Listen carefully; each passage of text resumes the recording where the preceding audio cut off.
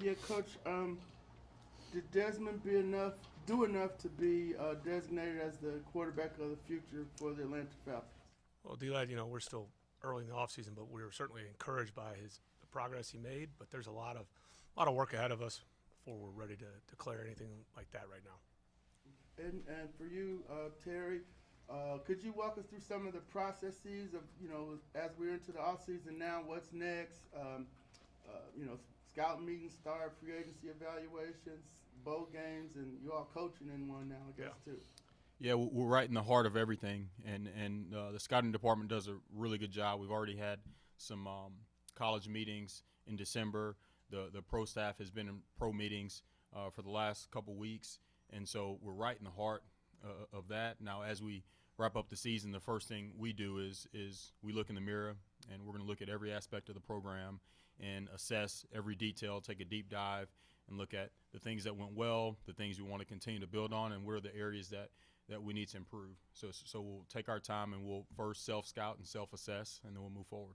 And just a follow-up for Coach and your defensive coordinator search, could you describe how you want to approach that? And yeah, obviously, we'll miss Dean, and I'm glad he got to talk to everybody on Monday. That was important. And so we've cast a really wide net, D-Led, and we're going to take our time, which I think is important. Certainly there's things that, familiarity with certain schemes that you want to talk to, but we're not going to be closed-minded about anything. So I think it's important. I like the setup now they have I think it helps where you don't feel rushed. I think in years past, if you're in this situation, you may feel a little rushed. I think things have seemed to slow down. So we'll be very mindful of that. I want to talk to a lot of people. I already have talked to a few so far, but we'll take our time. You said that you've been encouraged, but way too early in the process. How much of the process in deciding whether or not Desmond's your guy going forward is what maybe you do in review versus outside factors, whether it's a quarterback you guys fall in love with in the draft versus somebody who's maybe available in free agency or not? Terry, either one of you guys. Right, Mike, I think you kind of just answered it. There's a lot of things. And Terry just described, with the offseason, where you are, a couple days when the season just ended. And like I said, we were, very encouraged, but there's a lot of things that could change. There's things it's healthy to take a step back. Like not even just a couple days after, Mike, as we, a couple weeks as you go back and you go through your cut-ups and you watch the games again, you watch the throws and conversations that Terry and I will have, and, it's just doesn't make a lot of sense right now, 2 days removed from the season, to make any declaration about the roster or this guy's future. We'll take our time. We obviously have had conversations, but there's a lot of work to be done until then. In terms of when you brought Dean in 2 years right. ago, 70 at the time, 71, I can't imagine it was he's going to be your decade solution. Like what was Charlie Munger still going pretty good, right? But, and he's pretty, he's a lot younger than Charlie, but. I guess my point from my question is, when you brought him in, like, what was the thought process? Just have him or help him have him establish a culture, and then you'd figure it out from there. And well, he was on I think he told you that. He was on a 3-year deal. Obviously with Dean, with working with Tennessee, and the joke about nobody ever really retires, but that was a big deal. We talked out and getting here, and so. Again, circumstances change. You're talking about right now, you're trying to ask questions when who knows what the future holds. But clearly, the incident in New Orleans certainly changed your perspective, among other things. And so you always have contingency plans and know there's a possibility. But Dean gave us everything he had. And, he signed a 3-year deal. And then so initially, that was the plan. But knowing that it could change. And then something unforeseen happened and perspective changes. And I'm happy for Dean. And always grateful for what he did, especially when you're coming in as a first-time head coach, and the wisdom and, the job. He knew it was going to be much different than any other job he's taken in the NFL. And, gosh, the way, he cares about our players. And everybody works hard in his profession, but the way he cares is different. I guess with that, when it comes to the scheme, and maybe this is a better question, maybe for you, Terry, I don't know. You guys figure out who you think can answer it best. With the way you guys have built this over the last 2 years, do right. you feel like what you built can fit either a 4-3 or 3-4 front, or did you kind of have to look at it and say the preference is Well, no, X? Mike, I think that what you're looking at it, you could say you're 3-4, but you got to think of how many different front variations there are. And, you know, a lot of the game when you're playing spread out in an 11, whether you're a true 4-3 or 3-4, you're in a lot of 4-down fronts. So whether you have the hybrid guys that we do or outside linebackers that are essentially defensive ends with 4-down fronts, you know, that kind of, I think, gets overstated sometimes.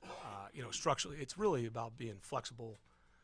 And there's a lot of guys and there's a lot of great schemes in this league, but and this will, you know, Terry can certainly share his opinion on it, but when you are building the kind of hybrid model, like you're not looking for an overhaul. We've been building something here, and you look at something like Baltimore's a great example.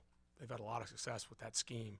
Everybody's had their own, clearly, you know, they've had a lot of different defense coordinators, a lot of success, and they've tweaked different things of it and made it their own, but the way they've drafted and they've built it, that vision to be able to play multiple and to have guys that are really versatile, that won't change regardless of the play caller is. So that foundation has been built. Now, it'll be refreshing to go in there and as we get to more formal interviews and hear other people's perspectives and learn a lot about people, and we'll hire the best candidate. But the way we built, that won't change, Mike. And then Terry can we've had a lot of conversations even while Dean was here. Arthur knows what he wants on defense. Arthur doesn't, as a head coach, as a play caller, he doesn't just stay on one side of the building and just focus on the offense. He's involved in every phase, special teams, defense, offense. So he's involved in every area. And so he knows which he's always known as what structure he wants, what types he knows what affects him as a play caller and what you struggle with. So he knows what he wants it to look like. And him and Dean obviously conversated a lot, and him and the defensive coaches. So it's not like now we're bringing in a new visionary of the defense and he's going to have a whole different, you know, Arthur really knows what he's looking for, and he'll be strategic in that. When we draft players, we weren't prisoners in the moment, and they're not going to fit. We're drafting players that can be multiple and can fit what we're looking for. And that's why I brought up Baltimore, because that's the most relatable example of a place that's had sustained success with a lot of different play callers and the way they've drafted and built that. And that's probably the most relatable I can to give you to kind of paint that picture. The last thing about that, Dean, you know, you even said it last week, like he has so much experience. Sure. Was part of that. Do you want someone who has maybe that experience either as a head coach or has been around for so long that because you, Dave, Marquise are all kind of in that same age? You're big on age discrimination. Well, I know. I'm saying more not to put you on the spot, but I'm just saying more from an experience standpoint. Is that something that you value? We're not going to, you know, we're in a different spot. I mean, obviously, I was thankful, you know, Dean and the experience, but we're not going to limit that, whether somebody's in their 20s, you know, 70s, 80s, 90s, 60s, I mean, whatever, Mike. But we'll hire the best guy. But we're in a different frame of mind than where we were with the program coming in year one. I want to ask a couple questions about the cap. When you look at it from 10,000-foot view of the last 2 years and where you guys are this off season, when you look at the last 2 years, the moves that y'all made, does it really feel like those moves have gotten y'all to this point in being able to have the money that you do have to spend this off season? Yeah, appreciate the question, and it's we're in the next phase of the plan. So we had a plan from the very beginning, and now we're in the next phase of that. And this is going to be a different offseason than we had the previous years. And yet we're still going to be smart, and we're still going to handle things the right way. We're still going to set parameters and have discipline in everything we do. And yet it's going to be a different offseason than it was. And yes, decisions we made before, we knew exactly what we're stepping into. We knew what the challenge was, and we knew, okay, early on in year one, we're going to have a lot of young players, but we have to sign some veterans because we want to establish the culture, and we want to establish our identity, and we want to make sure we're setting a foundation the right way. So we had some veterans on one-year deals, kind of much like Dean. Dean was here 2 years, and yet Dean laid a foundation that's going to continue to pay dividends moving forward. And when this team is getting to where it needs to be, Dean was a part of that. We have some players that were here just 1 year that are a part of setting that foundation. So we had a plan in year one. We come into year two, a much different team, a much younger team, a different core on this team. And yet, and that's the tough part about it, when you sit, on Monday after the season, once the season ends, you know it's going to be a different team. And that's the nature of the business. There are going to be a lot of different players. And yet those players that were here, they're a part of setting that foundation. So, yes, we made decisions. We always want to be as competitive as possible. Last year, this year, we want to be as competitive as possible, and yet we wanted to make sure we're making the right decisions. And now the phase that we're in, it's going to be a different offseason. To that end of foundation and having foundational pieces, how do you weigh when you're looking at these next few months and getting closer and closer to the start of the league year, how much do you weigh kind of re-signing guys like Chris Lindstrom and going out and finding other guys to fill in? I mean, how are you weighing that in terms of the money that you do have available? Yes, I think what's really important, one thing that we have here is we have a very strong culture. And that's and you guys know because you see practice, you're around the building, you see the players, so you know the culture we have here. And on Sundays, you look at the way every game, the way the guys fought and competed for the entire game, but it's the same thing, and it's a credit to coach and the staff and the players and the leadership that we have a really strong culture and a strong foundation here, the way they attack everything, the meetings, the practices, the weight room, everything. And so we have to make sure we always prioritize that, and that's critical, whether we're looking at players, because we're going to go through an assessment of every player on the roster, whether they're under contract or not under contract, and it's going to always start with the makeup. It's going to start with the character, personal character, football character, what's their fit, what's our trust level of them in the building, outside the building. It's going to always start with the culture. It's going to start with their character, and that's the same outside the building, and we have to be smart about that. We can't bring players in that are going to take away from that. We have to always make sure that we're prioritizing that. So when you talk about a guy like Chris, and obviously we're not going to talk about contracts in here, we're not going to negotiate in the media, but man, Chris, you talk about winning championships on and off the field, and obviously he was the Walter Payton Man of the Year for us, and got to see his family and spend some time with them at that event, and it's really cool when you look at a guy that the person that he is outside the building, the person he is in the building, what this offensive line did, he was a big part of that. And you look at our team captains, him and Chris and Jake and Grady and AJ, those are all guys, they're the same. They win championships on and off the field. So that culture piece is important. So we do have to handle that the right way, and we can't bring players in that don't fit that. Just to kind of follow up on that topic, is that y'all signed a bunch of guys on those one-year kind of prove-it deals, and some of those guys went out there and proved it. And there's been, y'all have talked about wanting to take care of your own, even though those guys have only been there for 1 year. Do they fall under that umbrella? Yeah, there's absolutely. We're going to go through that process. And, the tough thing, Scott, sometimes is we do have, just because we have more resources this offseason, we still have to have discipline. We still have to set parameters. We're trying to put together a puzzle. And so it's not sometimes what's best for an individual player isn't what's best for the team. So in some of those cases, sometimes players won't end up back here. It kind of depends on what the market dictates. We have to make sure we're looking at the total picture. But there were a lot of guys that came here and did some really good things. And yes, you always want to. We always start here. We start with our team, and you really want to bring back as many guys as you can if it works out, because they're guys in our building. Because it is hard when guys are outside the building. You want to lean on overlaps and if you have connections some type of way, because it's more risky in free agency when we're bringing players from outside the building when you have a strong culture like we have. So we want to make sure we really look hard at our players. Do you feel like your young foundation has gotten bigger over the course of the year, and do you feel like your shopping list maybe has gotten smaller because of some of the players who have emerged over the course of the year?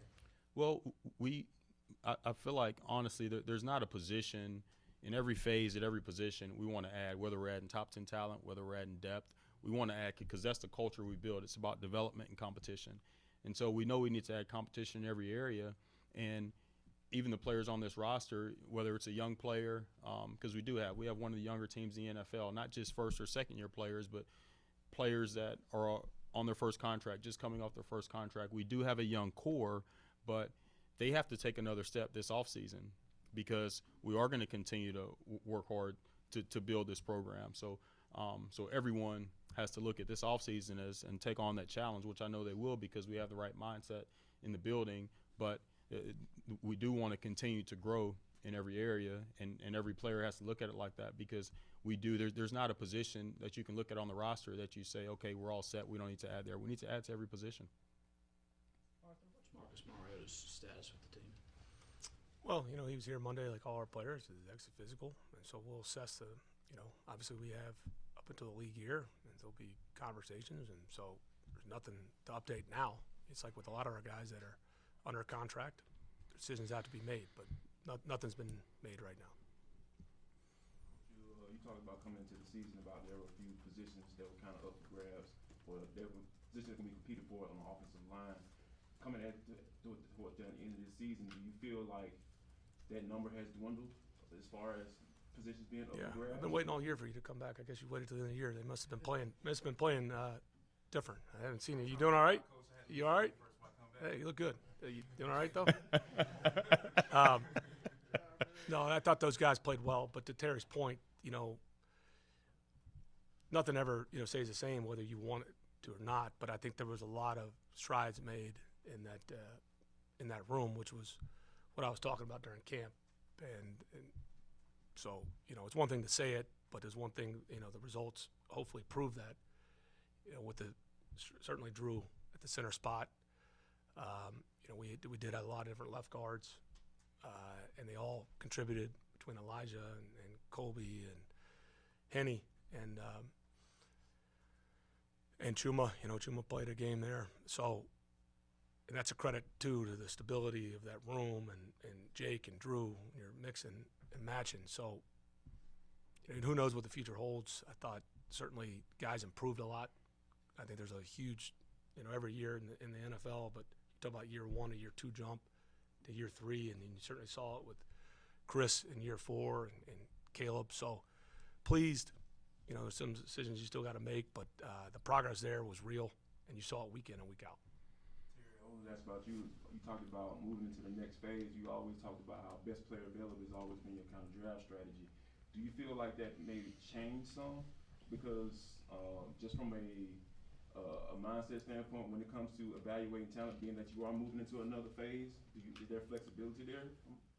Well, no, it really doesn't change, and I understand what you're asking. If you have this specific, you feel like you really need something here, where I think sometimes where that gets, if you look at the draft and you look at free agency, they're kind of similar in ways, right? So you have every position, and some positions are stronger and some positions are thinner. Some positions are top heavy and don't have depth. So in the draft, when we talk about best player available, that doesn't mean if we really need a position and we see a guy, that doesn't mean we're going to go up and get him, just like we did. We traded up and got AK in the second round because we saw him there. Now, where we wouldn't have gotten in trouble if we wait and then we're just going to take the best pass rusher, as opposed to that's where we don't want to reach. It's the same in free agency. If you look at free agency, there's some really strong positions and there's going to be some thin positions. So what we can't do in free agency is feel like, oh, we have to have this particular position and then we're going to go and overpay a player at a thin position. We need to improve the total roster. And so that's why when we talk about best player available and taking the best players, it's the same thing in free agency. We need to bring in good football players that fit the characteristics that we're looking for, fit the makeup we're looking for, and it's a complementary game. So if we improve the team, then we're going to be better overall. So we don't want to reach in the draft much like we don't want to reach in free agency. Do you feel like that with, just for example, Caleb McGarry, going into free agency, and do you feel like you have to use that same mindset even though you want to take care of your own, so to speak?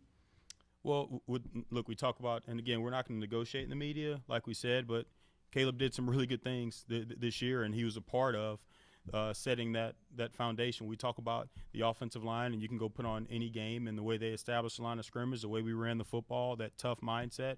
Caleb was a part of that, and yet we want to make sure that, hey, it'd be great if you can always have the same players and keep a cohesive unit together, but that's just that's not how it works sometimes. Sometimes there are different parts, but we want to continue to have that identity on our offensive line and have that tough mindset. So Caleb did some really good things. But that's the business part of it, that we're not going to – that those will be direct conversations with him and his representation. We're not going to do that here. Arthur, well, you don't necessarily know what's going to happen defensively with the defensive staff. Do you anticipate, or have you made any other staff changes? Nothing to announce right now, Mike. There will be natural there's a natural evolution that happens even with the coaching staff, and certainly as we get through interviewing defensive coordinators. And there'll be guys that are some already that will have slips turned in, I'm sure, and if there's opportunities. So like I said, I think in years past, and I think the league's done a good job of slowing things down. Even the way you go about the interview process with the coordinators, I think is good for everybody. So it's hard on Wednesday. I think, certainly, and it's good to have people want guys off your staff too. So, there could be, hopefully it's a good reason if we can't provide that promotion for somebody, if they, get an opportunity somewhere else, a good thing. But there will naturally be changes defensively, and a big part of that is the coordinator. And in terms of edge rushers this year, that was an area where you guys overhauled in the offseason, and then production, at least sack-wise, was still not probably where you guys like it. What do you need to do to filter that? And I realize defensive coordinator could change all of that. Well, some of it's not just edge, Mike. I think, again, it's like when I hear the best player available, I mean, there's always taken with a grain of salt. Like, you're not, if you already have like two really good left tackles, nobody's drafting a third left tackle because they're best player available. So the same, when you look at things like that, sometimes you look at, just because guys are young. I mean, you see guys in this league that are taken, and Tampa with Tryon, I mean, what he looked like a year ago to what he looked like in this year, that's what you're talking about development. Just because something happened year one, like Richie Grant, and then Richie year two. So there's a lot of that when it was a lot younger group on the outside. But the sack number sometimes is not just edge.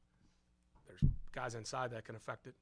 There's certain linebackers and certain third down schemes that may be really good rushers that's another accountable. So there's a lot of ways. Clearly we want more, and we know that's an area of improvement. It's not just because we took two young edge guys that it was magically you had Lawrence Taylor year one. So there's a lot of things as we build and strategically, and other pieces that you add along with it, and the development of these young guys. That's how, to me, we need to take another step. But there's a lot of moving parts to it. Yeah, I was about to say, you look at some early season, we had some critical sacks that ended games, and it was a player sitting on a route and the quarterback had to hold the ball a tick long, and then it gave him a little more time to get there. Like Coach is saying, we need to improve the total team. Yes, edge rushers, it's always a premium position. We have some players that we're excited about that need to take the next step, and we believe they will. So, but we're always going to prioritize that position, and yet when you improve, if you have a stout defensive tackle that stops the run on first and second down, then you get more pass rush opportunities. When you have the secondary, the tight coverage, you're forcing the quarterback to hold the ball longer. When you're playing with leads, and so offensively you're playing with leads, then you get more, the guys can pin their ears back. So it's a complementary game. So you're not just going to add one player at a certain position and then all of a sudden the sack numbers go up. It's about improving the total team. Talked with you really since the start of the season. Right. How do you feel like this year went? Yeah, look, we sit here and we're 7-10. Every time we lose a game, we hate losing. We're all competitors and we hate losing, but what we appreciate is the resilience of this team and the way they fought and competed every single game, and the way they competed in practice, and the way they continue. We have a really resilient team. It hurts whenever you lose. You hate it for the staff. You hate it for the players. You hate it for the fans. We have a really passionate fan base. We appreciate them all the way down to the last game against Tampa, the energy in the building, all those things. And so you hate losing any games. We're competitors, but what we really believe in, we believe in the direction of this program. And we're very excited about the culture that we've instilled on competitiveness and development. We're very excited about the identity of this team. And so we really believe that we're moving in the right direction, and we're excited about going into this offseason and getting better. Arthur, if I could follow up on what you said about taking your time on the defensive coordinator situation, is that, I don't know if you can talk about East-West game, if that's been officially announced, but how does that Officially announced? Just the rumor mill. If if you were to have a staff and So hypothetically? Hypothetically, how would you approach that? So what the league's done a good job of, if you are one of those staffs that coaches in there, they want it to be about development. So, it's a lot of the younger guys getting opportunities and bigger roles is kind of the format that whatever teams are going down there to coach it. That's kind of the model, which I think is good. There are very few opportunities to get real experience in terms of development. We try. There's a lot of things, and we'll continue to work on behind the scenes here with our program. But it could be a unique opportunity if we were one of those teams to be chosen. I mean, we have to do it, allegedly.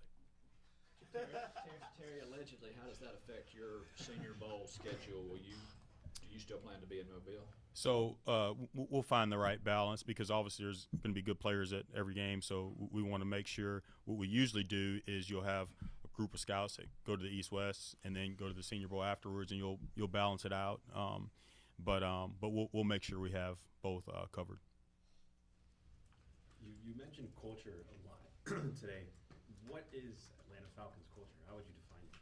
Yeah, it's every day. You're competing and doing the very best you can in whatever you're doing. How you do anything is how you do everything. That's the approach, and I think it's the way our group, the way we handle adversity. Again, the heart of it is our head coach and our coaching staff and our players and the leadership in the locker room that we talked about. But it starts with them, and regardless of what happens in the game, we have a tough loss, they're ready to roll on Monday, and whether it's on the practice field, in the weight room, in the meeting rooms, everything they're doing, they're ready to go. And the enthusiasm, if you go out to the field and you see the way the guys fly around at practice all the way to the end of the last game of the season, man, the enthusiasm that they're playing with, the way they're competing, it's the positivity, the optimism, and the way the guys compete and work hard. That's what the culture is. It really is. It's about getting better,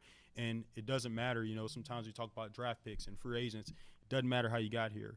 It doesn't matter. Like when the guys are in the building, the best guys on a weekly basis, the best guys are going to play, and we're going to find the best players to put on the field. So I would say the culture is it's about continued development, continued competition, and it's just a real positive group that they all know we're setting the right foundation and they know the direction we're moving in.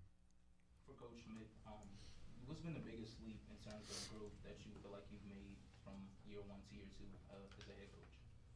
Well, it's really your mindset every day. You're never going to have all the answers. You're going to make some mistakes, and if you're humble enough to realize that and to lean on others, it's a continual growth, and that's what we believe in here. It's really a big part of our core is that having that mindset. And so inevitably what happens anytime you take a job, new responsibility, there's a lot of unknown. You prepare everything out, and then things come up that test you. And so I think there's a daily growth with a job. It helps when you're in a place like Atlanta, and the way our building's structured and the relationship with Terry. I've said this many times. I mean, it's hard enough to win this league. It's really hard when you're dealing with the day-to-day drama that belongs on a Bravo TV show, Bravo TV. So we don't have that here, and I'm thankful for that every day. But it's continuing to learn as you get into year 2, even the little stuff this time of year with the staffing, all the stuff that, hey, what can we do better? How can I improve the calendar? How can I tweak this? Let's look at, what we were doing practice-wise. So I'm just thankful every day, you get to do this job, but there's a constant self-evaluation and growth. Certainly you're more comfortable. It doesn't make the job any easier, but there's a lot of unknowns that you've been through now twice that you try to prepare for and improve. This question for both of you. What do you think are some of the benefits of being down in those bowl games, to having all the players in one space like that?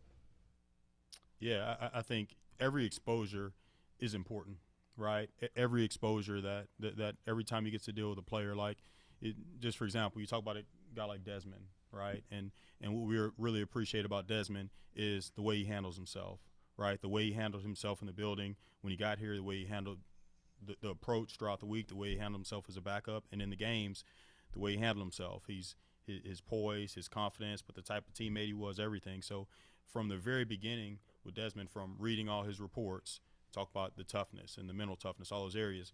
Spend time with him at the Senior Bowl. You see him at the Senior Bowl, you see the same thing. We see him at the Combine. It's the same thing. When we sat down with him at the Pro Day, and you see the same thing. So every exposure to these players are important, and our scouting department does a good job getting exposed to the players, but sometimes our coaches don't get to spend as much time. So then if you can spend more time with the players and be around them even more, as opposed to just the meetings, getting to see them in the dining hall, in the meeting rooms, and then the exposure our coaches get. Also, our staff gets more exposure if they're coaches in those games. So that's critical. And again, our staff does a really good job, but every exposure is important. And like I bring up Desmond to say that there was a consistency throughout every time we were in touch with him. So getting to see these other players even more, we'll take advantage of that. It could be very valuable to you, not only in the short term but the long term. I mean, my only other experience was in 2014. I was on a staff that coached the Senior Bowl, and not necessarily guys that you take that you coach, or maybe it's these guys that are going around the other teams and they're going to come back up. Maybe they're college free agents that may come back to the practice squad, and you at least have some exposure to them. Players that are staple players that you may compete against once or twice a year, and you at least have some knowledge of them and what they're made of and fit. They may come back through free agency. So all the exposures Terry's talking about, it's not even for the short term. Yep. A lot of times for the long term. And I think the more you get to know these players that are coming through every year, the better off you are. You mentioned, it's kind of developmental with the coaching staff situation there. When you were there in 2014, was that developmental for you? Because when you were because it was. So Mike, Malarkey, that wasn't. I think it naturally happened. Now it's way more.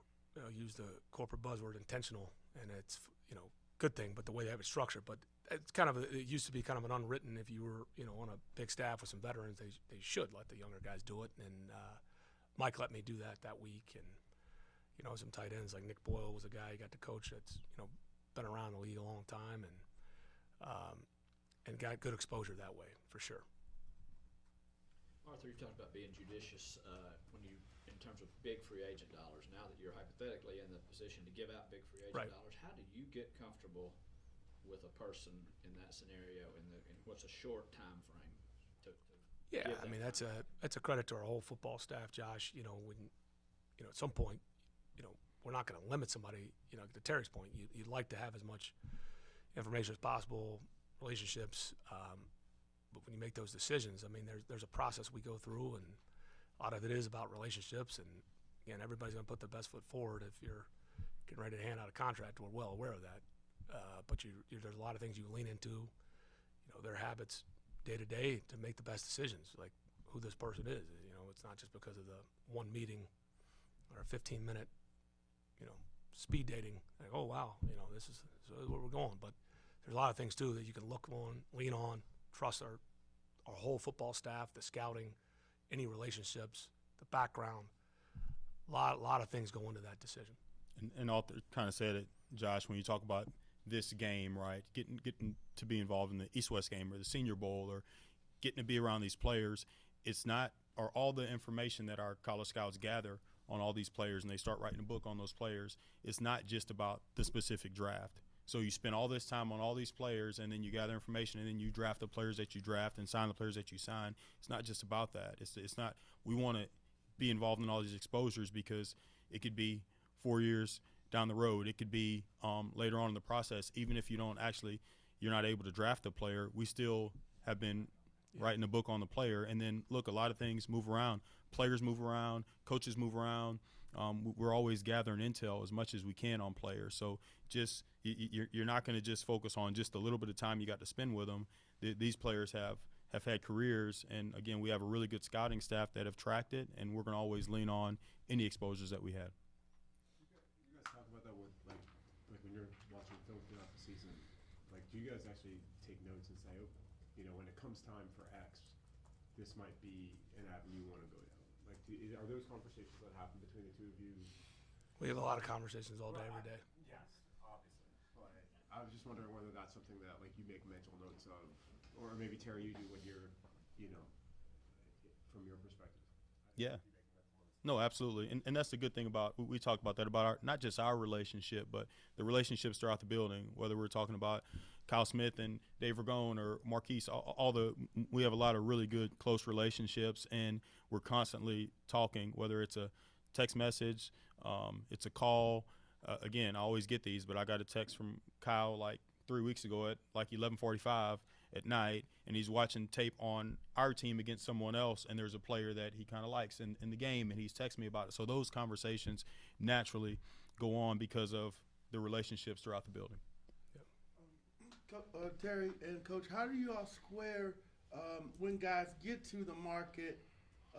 Sometimes it's, like Foyer just didn't have the money, or Devondre Campbell just didn't have the money, or, sometimes guys, they, maybe didn't do so good and didn't, and they make it to the market. How do you find the guys that are, you feel like can fit and play, and guys that, may not have played that well earlier in their career? You're asking when we're talking about our players and how do we? I'm talking about free agents specifically. From how do you, there are going to be guys that are on the open market because the team couldn't pay for them, and there are going to be guys that are on the open market because the team didn't want them. Yeah, it's all risk assessment because and it's a risky business because you're right. If there's a reason they're letting that player out the building, and it could just be just that hey, financially they might not be able to afford them. They might not be a specific fit.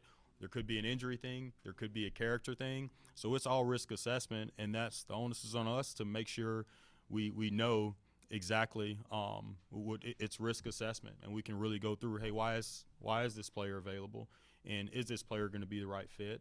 So that's on us. And look, I believe we've done a good job. Even in the last couple of years, we've been able to bring in some free agents that are good football players, and we have to do the same thing. But you have to look at all those factors. Terry, with this past year's draft class, obviously the goal going into a draft is you want to draft players that are going to make an impact and are going to start. But by season's end, you guys had 3 on offense, 3 on defense that were making high impact plays and in the lineup. Did you see that happening maybe as early as minicamp when these guys were in the facility? I think what we love about this draft class and the previous one is we keep kind of going back to that, the character, the mindset, the mentality, and the way the guys approach and the way they compete. And so, even early on, if a player's not playing as much on defense, we talk about a guy like Troy or a guy like D'Angelo, you go watch any game and he's run down on kickoff, knocking the hell out of people because he's just a tough, physical, competitive player. And so because we're not – coach is going to play the best players, and we're not going to play players just because they're young, talented. The best players are going to get jerseys. But what you love about this class is even when they're not, their number hadn't gotten called on offense or defense, they're doing everything else that they need to do to get on the field. Even when you look at Drake, like the play I get most excited about in this last game is him digging out, blocking in the run game, and the physicality he plays with. And so I think the mindset of the class, we saw that early on, just the way the guys work and the way they compete, and that's why we brought them in. But I think that's the part that you saw early on. It's about development, and so some players develop at different rates, and so some guys might not play as much early on. But what we saw in this draft class and that we love is the mindset. Following up on that, and this may be kind of too big, but how do you find that? Some people can be really good in interviews and not necessarily be that way in real life. So when you go about asking these guys and talking to them and watching their film, what pinpoints you to be able to say, like, yeah, this is the mindset that we want? Yeah, and it all ties in because when we're assessing a player's football character, and if again, our scouts do a really good job of they're in the schools and they're gathering all the information, and if they get a lot of good information from the staffs there, but then they go out to the practice field and they see the guys lazy on the practice field, well, this doesn't tie together. It's not like our scouts they're not just reporting information that they gather. They're looking at all the pieces of it. And so at this point, they've been in the schools. They've been around, like early on, they saw the players when they were freshmen. And so they've been in those buildings. And so they're getting information from everyone in the school.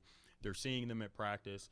Then we get the information. And again, we hit all those exposures, and there's a lot of exposures to those players. So it's everything matters. Everything really matters. And I think we have a group that does a really good job. And then as the coaches get involved, our coaches are heavily involved in the process as well, and we gather as much information as we can, and everything matters. Terry, to follow that, do you feel like the information is more back to where it was 2019 levels because of the last couple of years with scouts not being able to maybe be as around, I guess would be the best. Have you noticed that? Talking about with the COVID Yeah, with restrictions? COVID. Like, have you noticed like there's maybe a better level of information now when you're starting to look at this year's draft versus maybe the last couple of years for you guys? Well, it was different. It was definitely different. There was unique times because not only were they limited the scouting staffs, but then we were limited as well with what we could really do. And even little things like, virtual meetings are great, right? We all do virtual meetings and all that. But think about it, even with this, where we are right now, where we were when we couldn't have these. This is different than when we were sitting in our offices or our rooms individually and with cameras. And Led was having trouble with it. He couldn't even ask the question because he's having trouble with the connection. So it is the personal interactions that's important. Even you think about draft meetings or scouts, those little side conversations, and when you're grabbing a coffee or all that stuff is important. Or when you break the meeting and you can go and sit in somebody's office and do something, those things are really important. So I think the entire process was affected. Everyone was affected by it, but it did change the process. Yes. I was wondering whether you feel like it's back to normal or Yes. Closer to what you. I do. Yep. Two-part question, if I can get both of you to respond. Going back to Georgia's win, if you look at Stetson Bennett, when you turn on the tape, what do you see out of that kid, and does he have a future in the NFL? Yeah, that's not something. Did D-Led tell you to ask that question? Is that how? Look, Georgia. Obviously, man, that program 2 in a row. Not only Stetson, but they have a lot of good football players. I mean, you just look at the class that they put out last year, and they got a lot of good football players. Kirby's doing a hell of a job there, and that's kind of Georgia too. I have kids that are in grade school, so I go to the high school games and stuff, and I'm kind of around it. It's unbelievable in this area, all the talent that you have, even park ball. Going and watching, my son's 11 and going and watching a little football. Those little 10 and 11-year-olds in this area shouldn't be doing the stuff that they're doing. The plays they're making, like, that's not real. He was at some training facility last night. My wife's texting me, and, like, it's crazy what these kids are doing, pulling sleds and the stuff. So it's this area is there's a lot of really good football here, man. So it's fun to watch. Happy for those guys, but we're not ready to get into evaluations right now. You want me to go on record? As you can tell with the Terry's point and D-Led and the underworld of youth football that he recruits at Gwinnett County. I mean, there is a lot of talent in this state, and it's well known. It's impressive, all across the state. The youth sports here, the coaching, that does have an effect. I mean, we actually have a lot of guys on our roster that are from this area, and that's not by accident. It's because of the talent level and watching around this area, and I have for years. And Georgia, where they're rolling, the thing that's impressive to me, it's funny what human psychology does once they got over that hump, right? For years they couldn't do this, that, but they kept chipping away, and that's a credit to Kirby and the perseverance he has and the not listening to all the delusional emotion out there, and they had their process. And once they got over that hump, it's been pretty damn impressive as they built that thing over time, and they're rolling clearly better than anybody right now. And so that is fun to watch, from program building, just being here now, living in this state.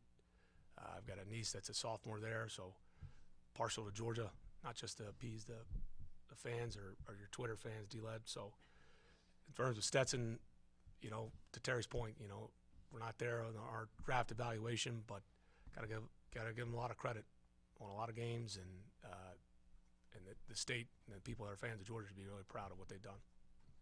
Terry, if I can follow up and ask a similar question, but not about a specific player. Just in your career, how has the way you guys evaluate quarterbacks changed? If we look at this draft class, maybe the top quarterback may be 6 feet tall, and there's others that are not what may have been considered prototypical a decade ago. How differently do you look at your evaluations of what you need at that position?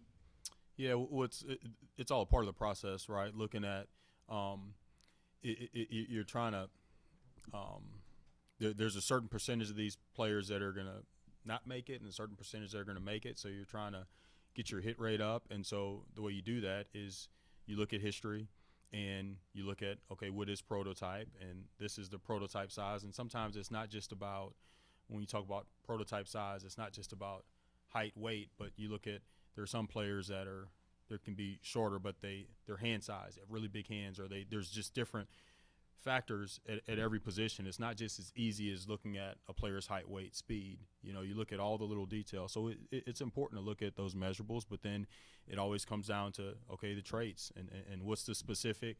Okay, this is a quarterback.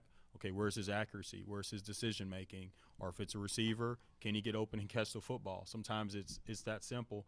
And we look at the measurables. We look at the makeup. It's all a part of the total picture. Just like at that quarterback position, we're never going to say we're only going to take prototype players, and we're never going to say, it's all about the players that fit the characteristics that you're looking for.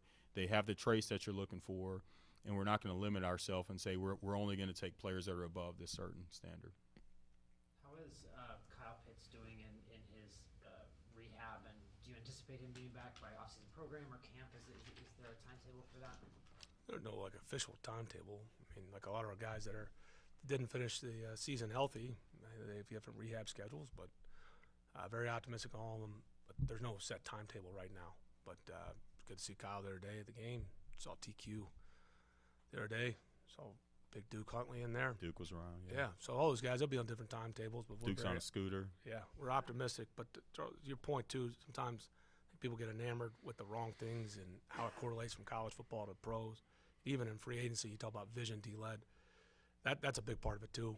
The guy may not be successful somewhere. The scheme may have changed, this and that. You may have liked him coming out. Hey, let's try it here. May try a different role. We may use him different. Some of them we've had a lot of success with. Other ones we've taken a flyer and it didn't work. But sometimes it's worth doing that. And you're trying to take in the same thing when you're looking at players. Everybody's gonna get enamored. I mean, I'm already pained, and I feel for some of these guys coming out now that the ridiculousness of the hot takes of height, weight, whatever. But a lot of it too, some things that correlate and don't. Sometimes you guys go to a program, what they're asked to do. It's not their fault that they see nothing but free access and they catch 120 balls. But you'd hope to be able to see them try to beat man coverage. I don't care how fast they are, how tall they are. Same thing with the quarterback. The pocket in the National Football League is completely different than college. Translates. Some guys are Hall of Fame players. Some guys are All-American Heisman winners. It doesn't translate from other. Maybe they're different circumstances, programs, scheme. But it's not apples to apples. It's the only comparison we have is the next step. But there's so many things and so many factors that go into it that you've got to make sure you've got the right vision, you've got the right football staff, and when you make those decisions, you got to plan for those players. Yeah, I was more like guys in recent years, like Shaquille Barrett bounces around, then turns into an All-Pro. Charles Harris bounces, and then does a big year in Detroit last year. I'm just trying to see if that's I don't know, that's kind of hard to hit on those, but that's kind of y'all's challenge. Well, sometimes guys improve too, dude. By the time you get them, I mean, they've learned from some of their mistakes. And maybe the schemes changed, or maybe they had some things off the field that they had no incentive to change. But you get cut 3 times, and you say, "Here's my last shot," and I'll be there on time, and I've grown up. Well, they had incentive to do it. Again, circumstance, confidence, those years of trying to improve. We talk about growth when you're asking me about that. It pays off. So. Yeah, they didn't work out with the first 2 teams. That doesn't mean that they were, this coach, didn't use them right, or this player was ahead of them for whatever reason. Because whatever. Sometimes it just takes guys a couple of years, anyways, and circumstances change, whatnot. So there's a lot of factors into it. To answer your question that way. Coach, speaking of development, not to lessen any performance from other rookies. But how do you guys feel about Argiers? How excited are you guys about his performance lately? Tyler, very. I mean, I think what you want to see is guys playing their best football at the end of the year. I mean, that's, I've said this, a few times already, but that's very encouraging. It was encouraging to see his development with a lot of our rookies. Timmy Horn is a guy that didn't get a lot of credit, and you want your draft class to be well, but you also do, if you got college free agent, that's a big part of it. And if they are better than your 5th rounder, we're going to play the better player. So Timmy Horn played well. D. Alford, guys, his first shot guy we got from the CFL, local guy. So you get excited about those guys, and they're playing their best football at the end of the year. And Drake, that's the stuff that really excites me. Jerry, you talk about culture and everything. Like, I'm curious as to how do you how does you transfer it over to your scouting department? Is it a matter of you just saying they go out to gather the information and you bring it back, you make the final decision, or are you kind of giving them that leeway to say, hey, here's how I feel about the player, and we probably need to take a look at this guy? Yeah, it's a really detailed process, and there's a lot of structure to it. So they're the first, they're boots on the ground, they're gathering the information first. And like I said, they're not just reporting what this coach said about the player. They're looking at the total picture and going through, and it goes all the way down into, hey, it's never all in the barn. So we have the December meetings, we'll have February meetings, we keep gathering information, then we'll have the meetings in April, and all the way until we're making the pick, they're still gathering information. But then we get involved, and they basically, again, give us the information, but we're continuing to gather it. But it's a very detailed structure with specific questions on, hey, does this player fit our ethos? It's not a simple yes or no. Why does he fit the ethos? Why doesn't he fit the ethos? What's he missing? It's again, our scouting department does a really good job. Then the coaches get involved, and we continue to go through this process, and it goes right down to the wire. So it's a very detailed process. It's not just as simple as checking the box yes or no. There's a lot that is involved in it. I'm not asking for specific names.